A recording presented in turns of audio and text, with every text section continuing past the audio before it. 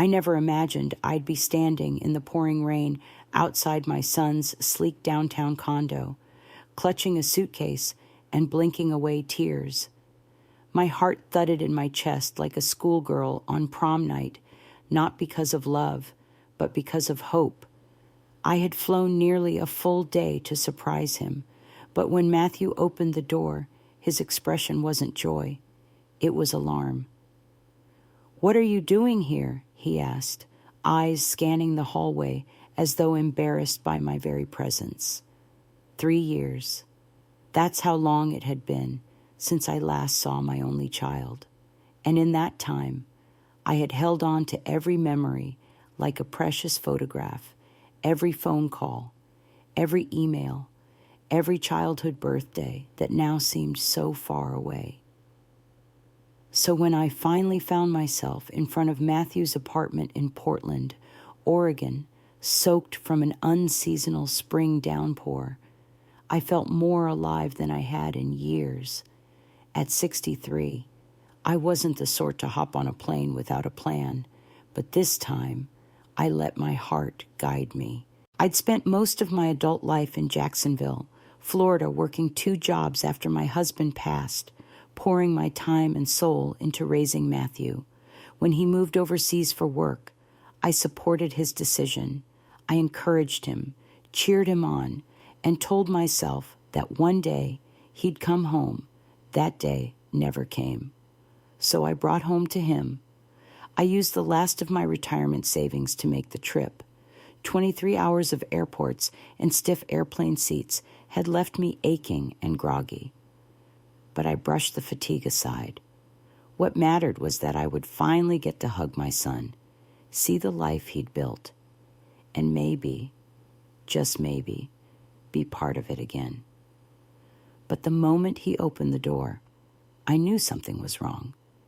Matthew's face registered surprise, not the delighted kind, but the tight-lipped, wide-eyed kind that made my stomach sink. He glanced behind me down the hallway, as if checking to make sure no one had seen me arrive. "You should have called," he said, stepping aside reluctantly to let me in. I tried to smile. I wanted it to be a surprise. His apartment was nothing like the warm, cluttered home we'd shared back in Florida.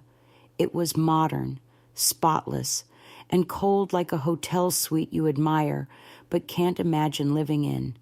No photos, no personal touches, no trace of the boy who once collected seashells from every beach we visited. "I have a dinner meeting soon," he said, checking his watch. "This isn't a great time.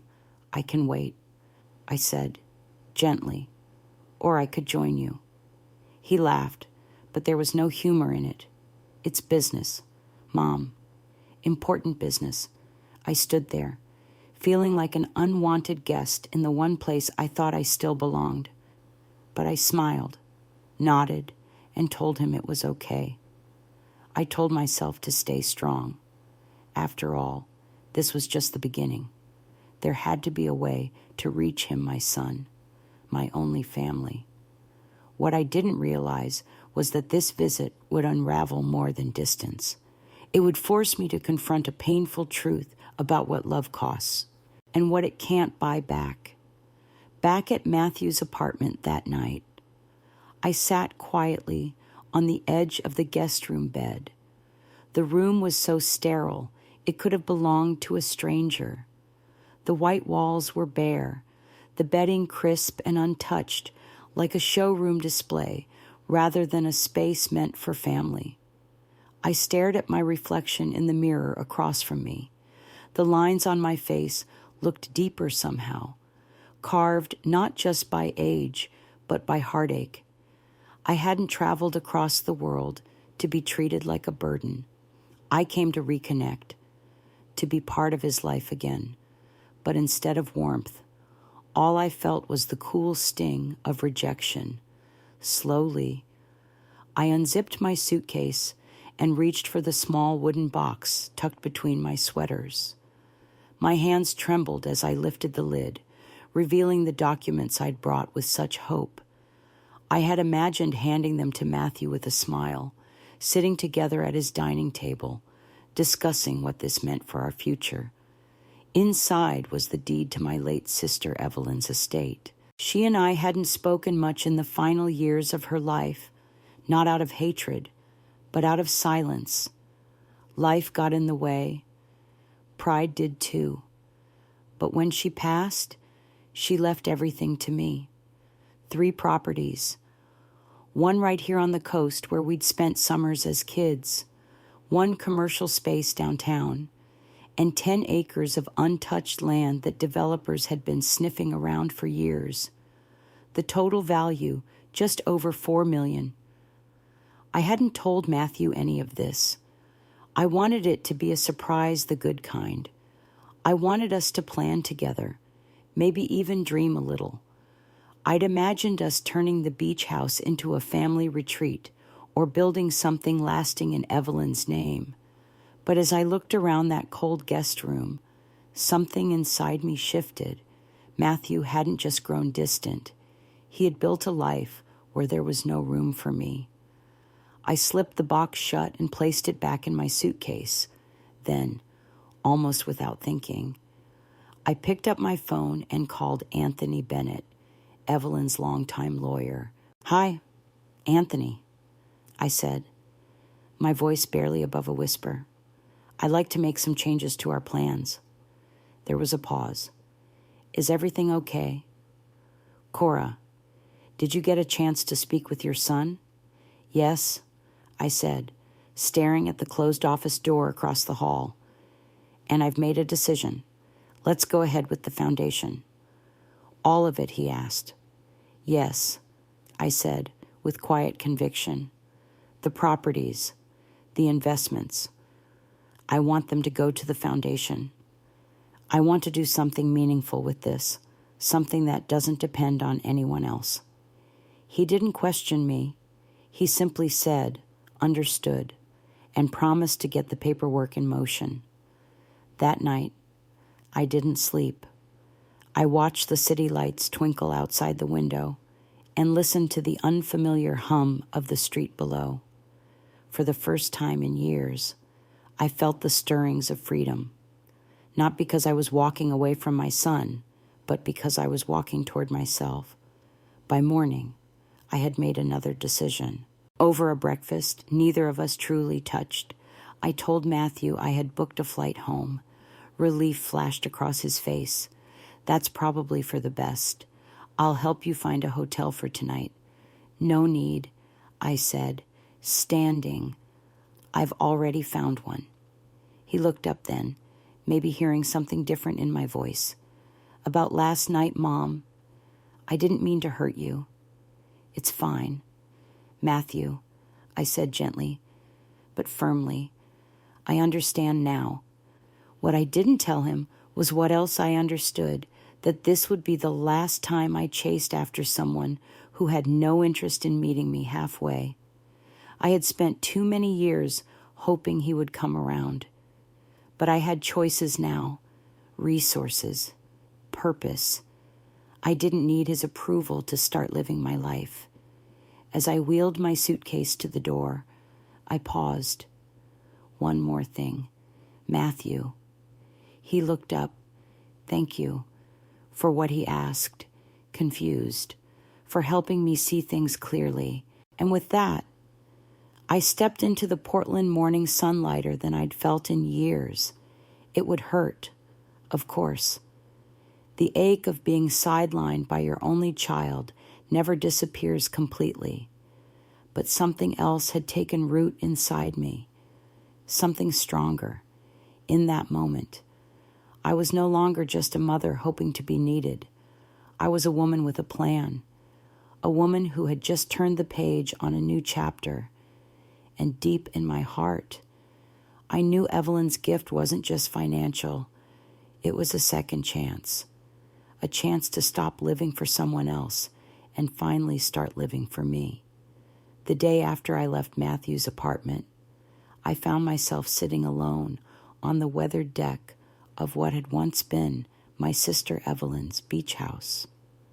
The Pacific wind carried the scent of salt and jasmine, brushing strands of gray hair across my face as I watched the waves roll in. The house had been empty for years, but now it felt like the only place I could breathe. 3 months had passed since that disastrous visit to Portland.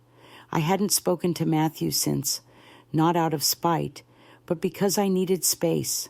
I needed to stop waiting for my son to care and start asking myself what I cared about. The answer had surprised me. When I first learned of the inheritance, Evelyn left me 3 properties, a growing investment portfolio, and nearly $4 million in total assets. I was overwhelmed.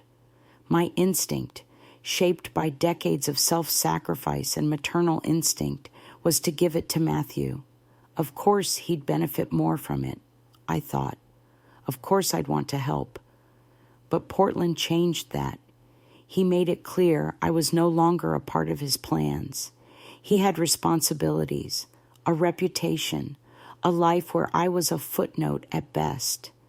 I had spent my entire adulthood being what other people needed, a teacher, a mother, a caretaker. But who was I when no one needed me anymore? That question led me here. I'd thrown myself into building something new, something lasting, the Parker Family Foundation, a name that honored both Evelyn and me. We would offer scholarships for single parents, affordable housing for seniors, and support for underserved communities. It was ambitious, yes, but so was raising a child alone with nothing but a paycheck and determination. The foundation's launch was happening that evening. The house was buzzing with quiet preparation tables being dressed in white linens, trays of hors d'oeuvres arranged, floral centerpieces carefully placed. People were arriving, donors, local officials, old friends, and standing beside me on that deck was Megan, my assistant, though I still wasn't used to calling her that. "Mrs. Parker," she said gently, "they're ready for you." "Just one more minute," I replied, my eyes still on the horizon. This house had once been filled with memories I hadn't shared in years. Now, it was a place of beginnings, a place where I was no longer someone's afterthought, but a woman with a vision and the means to make it real. I stepped into the living room, my blue dress flowing behind me. I barely recognized the woman in the mirror anymore, her hair styled, makeup carefully applied. I looked confident, present, like I belonged in this life. "Thank you all for coming," I began, my voice steady.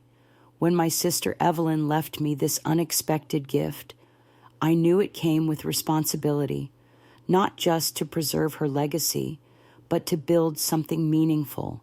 The speech came easily, surprisingly so. Anthony, Evelyn's lawyer and now my trusted advisor, had helped me craft every word. And as I looked around the room and saw nods of agreement and interest, something bloomed in my chest that I hadn't felt in years. Pride. Not the kind you get from doing what's expected, the kind you earn from doing what's right. Later, as the crowd mingled, a tall man with salt and pepper hair and kind eyes approached me. "Joseph Mitchell," he said, extending his hand. "I was your sister's neighbor." "Of course." I smiled. "She mentioned you in her letters." He chuckled. "Let me guess she called me the Tomato Man." I laughed. "She did. Said you kept bringing her tomatoes, even though she never liked them." "Guilty as charged," he said. "But I admired your sister. She cared deeply more than people realized. She would have been proud of what you're doing here. I hope that was true. We hadn't been close at the end, but maybe in some quiet way. Evelyn had trusted me with more than just property. Maybe she'd seen something in me I hadn't yet seen in myself." Joseph and I talked for nearly an hour. He shared stories of Evelyn's last years, her secret donations to local shelters, her dry humor, her quiet routine. Every word painted a picture of a woman I had only half known. But now, I was starting to understand her. And in understanding her, I was starting to understand myself. Just as the sun dipped behind the water, casting the room in soft gold, Megan approached again. "A reporter from the local paper is here," she said quietly. "Wants to do a piece on the foundation. Send them in," I said, turning back toward the crowd with a calm I hadn't expected to feel. This night wasn't about Matthew. It wasn't about loss. It was about finding something I didn't even know I was missing, a purpose beyond motherhood, a legacy that didn't rely on anyone else's validation. That night, as I stood on the deck under the stars with a glass of wine in hand and Joseph beside me, I felt it deep in my bones. I didn't just survive the heartbreak of being pushed aside. I built something with it. And maybe, just maybe, that was the most powerful transformation of all. The call came just as I was finishing my second glass of wine, the ocean breeze cooling my face on the deck of Evelyn's old beach house. I recognized the number immediately. Matthew. For a long moment, I considered letting it ring, but something in me, perhaps the same part that once crossed an ocean for a hug, still needed to hear his voice. "Mom," he said, his tone strained, "I just saw the news. The foundation, the inheritance. Why didn't you tell me?" I walked back inside, away from the music and laughter of the launch party. My heels clicked softly on the wood floor, the sound echoing in the hallway like a heartbeat. "I tried. I said. I brought the papers with me when I came to visit, and you decided not to because I was busy," he asked, disbelief coloring every word. "No," I answered calmly. "Not because you were busy, because you made it very clear I wasn't a priority in your life." There was a long pause. I could hear him breathing, processing. "That money, Mom, it's family money. Aunt Evelyn would have wanted me to have something." I sat down on the edge of the guest room bed, my fingers tightening around the phone. "She barely knew you as an adult," I said quietly. "You didn't even come to her funeral. I had finals." He snapped. "We all make choices." "Yes," I replied. "We do." I ended the call not in anger, but in clarity. The conversation had confirmed what I already knew. This wasn't about connection. It was about control. The next morning, Anthony called. A journalist had contacted the foundation, asking about family disputes and inheritance rumors. I wasn't surprised. Brandon, no. Matthew was trying to force my hand.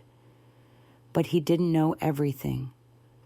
When Evelyn passed, she included a clause in her will if anyone tried to contest it against my wishes. They forfeited all rights to the inheritance. Anthony reminded me gently, "Right now, you could still choose to give him something, but if he takes legal action and loses, that option disappears forever."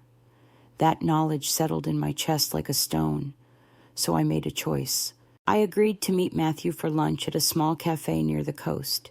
I arrived early, ordered a cup of tea, and watched the waves roll in as I waited. When he walked in, he looked out of place in a sharp suit among the tourists in sandals and sundresses. We sat. The air between us was thick. "You got my email," he said. "I did. I've talked to lawyers. They say I have a case as Evelyn's only nephew. And what exactly do you want?" I asked. "A fair division," he replied. "The beach house. Part of the assets. You keep the foundation. And if I say no, I'll take it to court," he said. Just like that. No hesitation. "It'll be public. It'll affect the foundation." I sipped my tea slowly, watching him. "And did your lawyers explain what happens if you lose?" He blinked. "Excuse me. There's a no contest clause. If you challenge the will and lose, You're permanently cut out. Right now, I could still choose to give you something. But if you do this, there's no second chance. His confidence faltered. You're bluffing. Check with your attorneys. For a moment, he said nothing. Then he leaned forward, lowering his voice. This isn't like you, Mom, using legal tricks to freeze out your own son, and threatening your mother with a lawsuit is like you. I countered. I saw it then, a flicker of shame, but also something else, desperation. He leaned back. So what? Now, that depends. I said, is this about money or is it about something else? He didn't answer. Not right away. But then came a message later that night. I spoke to my attorneys. They confirmed the clause. I'm withdrawing the challenge. There's someone I want you to meet, my fiancé. Amelia, she's been encouraging me to make things right with you. Would you be willing to meet us for dinner? I stared at the message for a long time. Was this another attempt at manipulation? Or was it something else? The next evening, I met them at a quiet restaurant. Amelia was poised, warm, with intelligent eyes, and a sincerity I hadn't expected. As dinner unfolded, I learned things I hadn't known. Matthew's business was failing. He was drowning in debt, and he had never told Amelia about the inheritance. She found out on her own. Afterward, she called me privately. I love your son, she said, her voice calm, but I believe in truth more than loyalty. Brandon needs to face the consequences of his actions, and he needs a chance to grow. You deserve to know everything before deciding what comes next. And for once, I didn't feel angry. I felt understood. Matthew had hurt me. Yes, but now I was finally strong enough to see things clearly. I wouldn't go back to who I was before. I wouldn't be the mother who waited quietly on the sidelines. But maybe I could become someone new, someone who led with wisdom, not wounds. And maybe, for the first time in a long while, my son could do the same. I had just poured myself a fresh cup of tea when my phone buzzed again. It was an email this time, sent directly to my personal address, not through the foundation. The subject line was simple, about dinner tomorrow. It was from Matthew. He wrote, Mom, I've spoken to my lawyers. They confirmed the no contest clause. I'm withdrawing any potential legal challenge. There's someone I'd like you to meet, my fiancé, Amelia. She's been encouraging me to repair things with you. I didn't tell her about what happened until recently, and she was disappointed in me. Would it be all right if she joined us for dinner? I read it twice. Then a third time. Matthew, my only child, had never even told me he was seeing someone seriously, let alone that he was engaged. And now, suddenly, he wanted to introduce her. After everything, a knot tightened in my stomach. But I agreed, because part of me still hoped. The next evening, I arrived early at the same quiet waterfront restaurant where we'd argued days earlier. The sun was low, casting a soft glow over the ocean as couples strolled by hand in hand. I sat at a table in the corner and waited. They arrived 10 minutes late. Amelia was striking short black hair, warm eyes, dressed with an elegant simplicity that made her seem both confident and grounded. When she saw me, she smiled gently and stepped forward. Mrs. Parker, she said, extending her hand. It's so good to finally meet you. Please call me Cora, I replied, taking her hand. Matthew hung back slightly, shoulders stiff, clearly unsure of what to expect. Dinner began with the usual small talk weather, the coastal town, the view. Amelia carried the conversation with grace, asking about my teaching career, the foundation's scholarship programs, and even Evelyn's love for native plants. Matthew said little. His eyes flicked from Amelia to me and back again, like a man watching a performance he wasn't sure he could participate in. But then Amelia set down her fork, turned to him, and said, "I think it's time you told her." Matthew shifted in his seat. His jaw tightened. Then he looked at me, really looked at me for the first time that night. "Mom," he said quietly, "I haven't been honest with you. I didn't speak. I let him sit in that discomfort. He needed to feel it. My company's failing," he admitted. "We lost our biggest client. I've been covering payroll with personal loans. I haven't told anyone, not even Amelia, until recently." I kept my expression even, but inside, pieces began to fall into place. When I saw the news about the foundation, he continued, I thought it might be a solution, that maybe I was entitled to it. I took a sip of water, the glass cool against my fingertips, and now he glanced at Amelia. She gave him a subtle nod. "Now I know I was wrong about all of it. I treated you terribly, and I let my pride run the show." Silence hung between us for a long beat, and the legal threats I asked, my voice calm. He looked down. They were desperate. "I didn't want to lose everything, but you were willing to lose me." That made him flinch. His voice cracked. "I'm sorry, Mom. Truly, I believed he meant it. But believing someone is sorry and trusting them again are two very different things." Amelia reached over and placed a hand gently on mine. "I know this doesn't erase what happened, but I believe in Matthew, and I believe in second chances when they're earned." We finished dinner with cautious conversation. Matthew spoke more openly than I'd seen in years about his volunteer work, his interest in architectural preservation, his late-night walks when the stress became too much.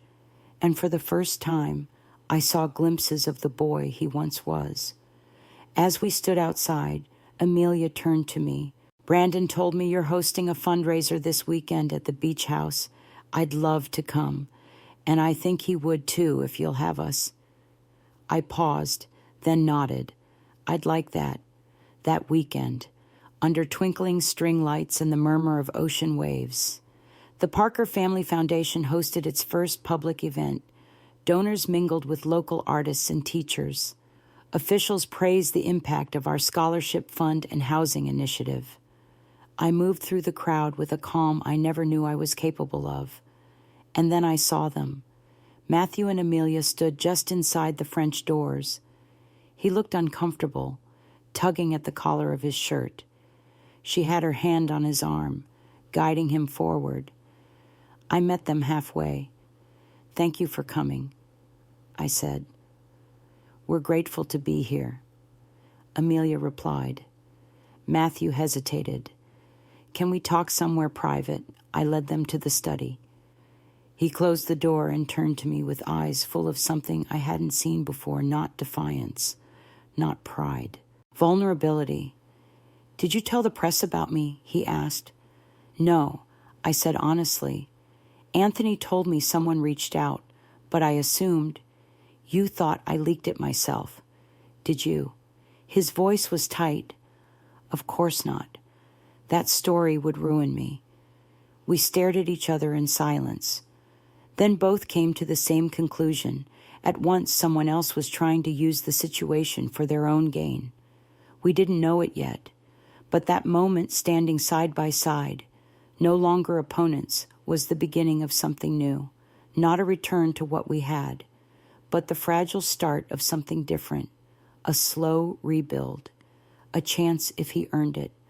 The morning after the fundraiser, I sat in Anthony's downtown office, a cup of lukewarm coffee in my hand, and Brandon's email printed on the desk between us.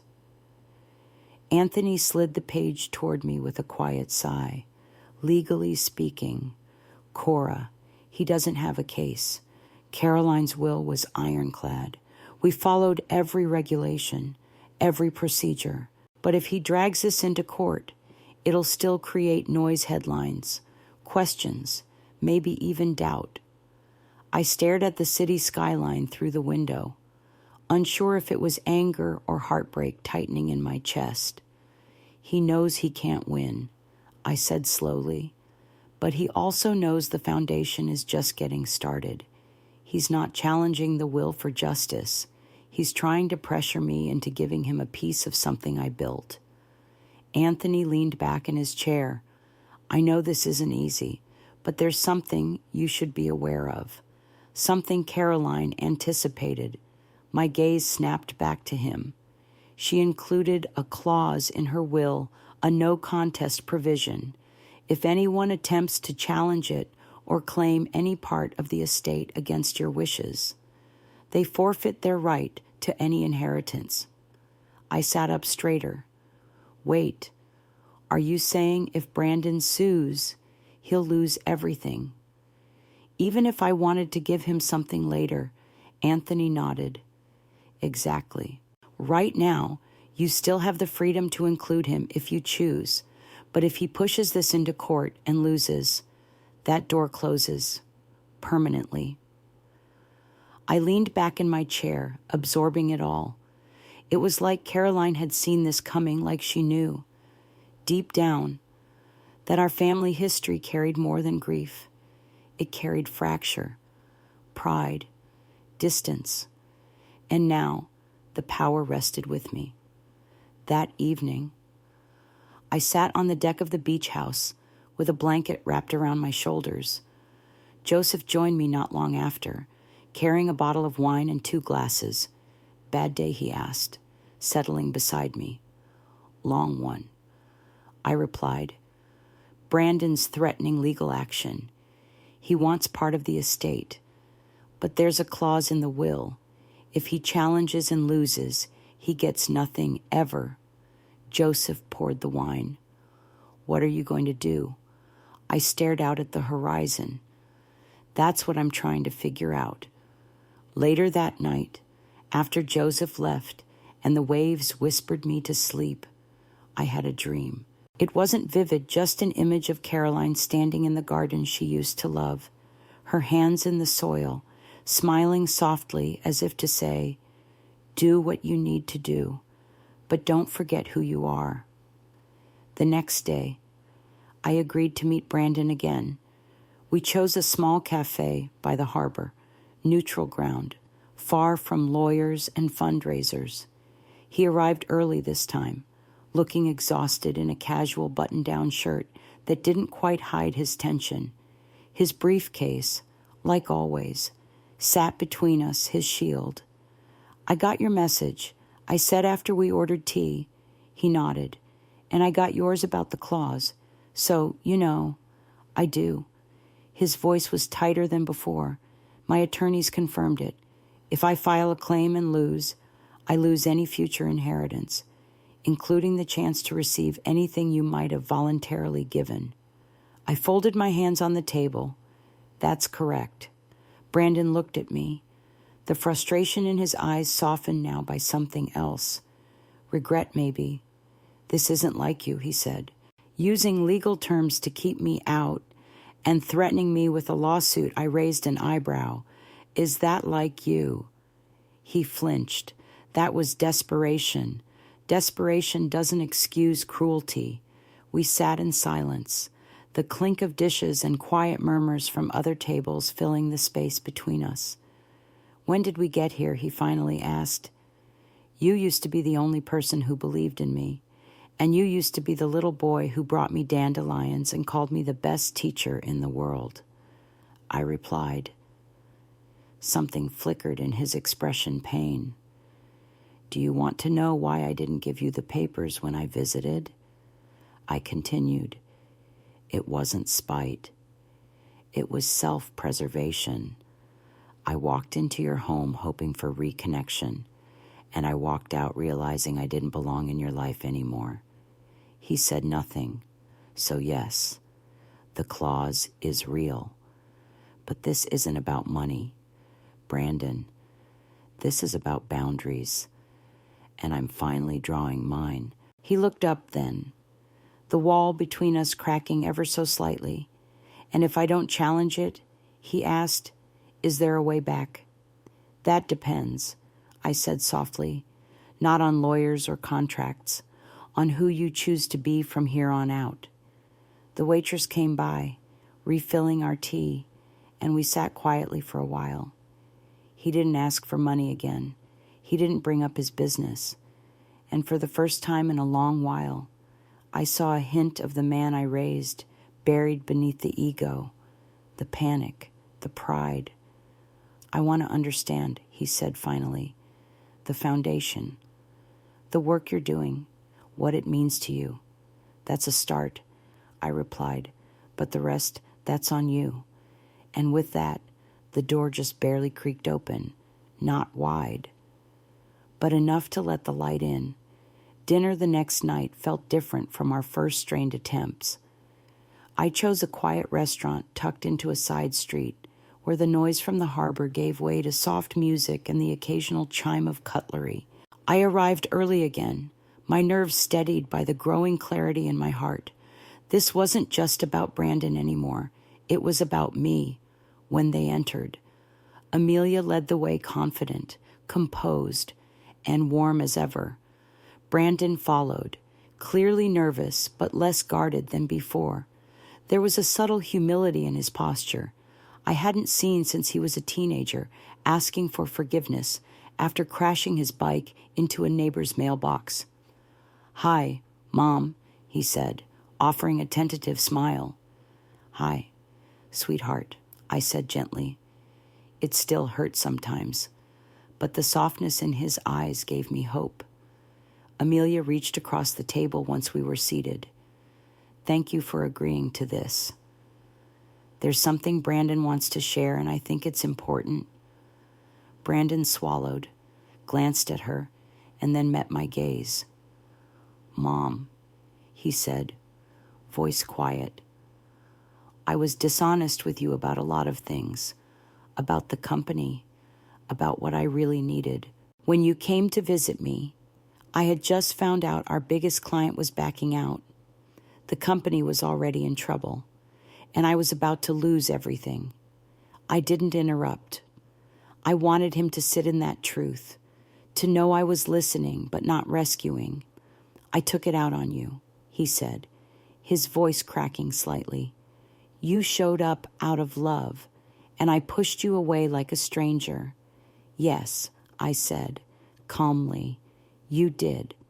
I've been too proud to say this, and I've let that pride drive me into decisions I'm ashamed of. I used your inheritance as leverage. I threatened legal action against you not because I believed I was right, but because I didn't want to admit I'd failed." Tears prickled my eyes, not from sadness this time, but from hearing the words I never thought he'd say. "I'm sorry, Mom," he said, "for how I treated you, for what I said, for letting money come before you." I took a long sip of my water before responding. "It's not just what you said. It's what you showed me how little space there was for me in your life. That's what hurt the most." He nodded slowly. "I know, and I want to change that." I believed him, but I also knew that believing someone and trusting them again were separate steps, and the second would take time. Amelia reached for his hand. "Brandon's trying, Cora, but he's also scared. He's built his whole identity around success, and now that it's crumbling, he doesn't know who he is. I understand that more than you know." I said, "I've lived for other people my whole life. When Matthew stopped needing me, I had to learn how to build a life for myself." I paused, and I'm still building it. After dinner, as we stepped into the cool night air, Amelia pulled me aside. "He doesn't want to admit it, but he needs guidance. Not a bailout guidance. He respects you, even if he's too proud to say it." "Thank you for saying that," I said, surprised at the emotion rising in my chest. And thank you for calling me the other day, for telling me the truth. You deserve to know, she said, and so did he. As they left, Brandon turned and said, if there's a way back, I want to try. No more lawyers, no more demands, just time. I nodded. That's all I ever wanted. 2 nights later, at the beach house, Joseph and I sat on the deck beneath a canopy of stars. I told him everything, the apology, the dinner, the shift I'd sensed in Brandon. He seems different, I said, still fragile, but different. Joseph poured me a glass of wine. It's amazing what truth can unlock. Then, as if summoned by the memory of chaos past, my phone buzzed. It was an email from Anthony. Subject Media Inquiry Family Conflict, Cora. A reporter from the Business Journal contacted us today. They've heard rumors of a dispute over the foundation and your son's attempt to claim the inheritance. I didn't give a comment, but wanted you to know. I showed the message to Joseph. Someone's trying to stir up trouble. You think it's Brandon? He asked carefully. I don't know. I admitted. But it's possible. Or someone else with a motive. Victor's name surfaced in my mind. Caroline's old business partner. The man she'd once called the most charming mistake she ever made.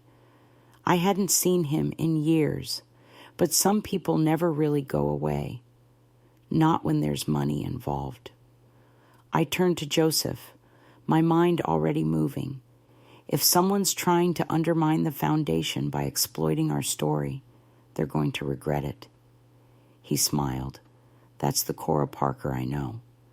I smiled back, a little weary but steadier than I'd felt in years. No matter what came next, press, court threats, old enemies, I wouldn't fold. Because this time, I wasn't just protecting a legacy. I was protecting myself, and I was finally learning that I was worth protecting. The night of the foundation fundraiser had ended with the laughter of guests echoing through the beach house. But by morning, the glow had faded. What remained was a growing knot in my stomach and the knowledge that someone was leaking details to the press. Anthony had forwarded me the reporter's inquiry, vague questions about Brandon, the inheritance, and ongoing family disputes. They hadn't printed anything yet, but the implication was clear. Someone was stirring the pot. And it wasn't just to cause a scene. It was to destabilize the very thing I had built. That evening, just as the sun dipped behind the dunes, Sophia appeared at the study door with a concerned look. There's someone here asking to speak with you and Brandon. He says his name is Victor Reeves. The name hit me like a wave of cold seawater. Victor Reeves, Caroline's old business partner, the man she once trusted with a significant share of her first investment project, who later betrayed her for a quick profit. She'd never sued him, but she'd never forgiven him either. And now, here he was. I turned to Brandon. We face him together. Agreed.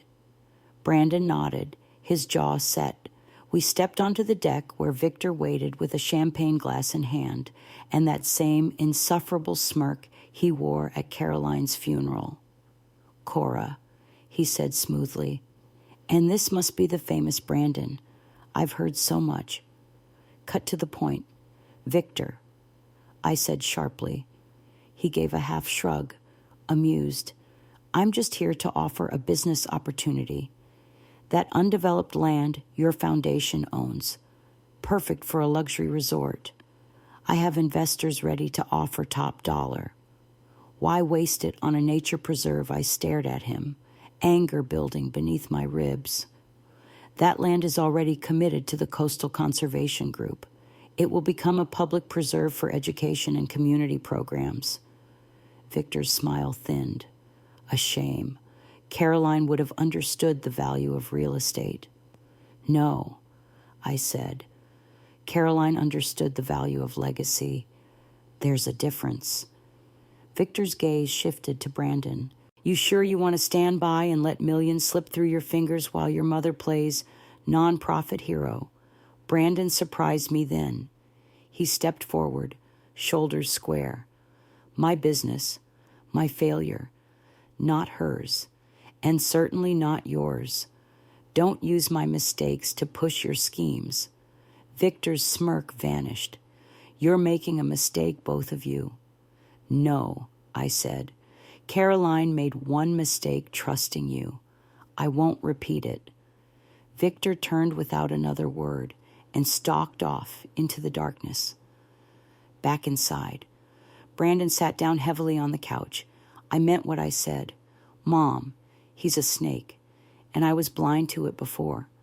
I know, I said, gently, but you saw it now. That's what matters.